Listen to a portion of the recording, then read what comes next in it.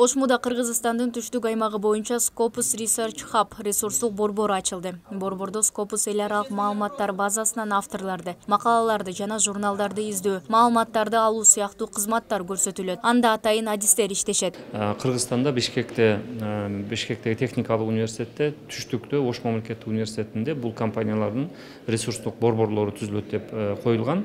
Ошонун алкагында бүгүн биз ошол түштүктөгү университеттин жетекчилеринин катышуусу менен ошол Ош мамлекеттик университеттин алдындагы ресурстук борбордун ачылышын жасадык. Ош менен Scopus Research Hub ресурстук борборунун кызматынан Ош, Баткен, Жалал Абад облустарындагы жогорку окуу жайлардын окутуучулары пайдалана алышат. Борбордун ачылышы менен буга чейинки бир топ көйгөйлөр чечилип, сапаттуу макала чыгарууга шарт түзүлөт. Мы договорились, мы начали работать и мы обсуждали дорожную карту, потому что если вы приняли решение бежать в марафон и купили кроссовки, это не значит, что вы пробежали. Вам нужно составить план тренировок, вам нужно психологически подготовиться, вам нужно начать тренироваться. Вот сегодня мы как раз приняли решение бежать марафон и обсуждали те шаги, которые мы будем делать для того, чтобы развивать науку в Кыргызстане.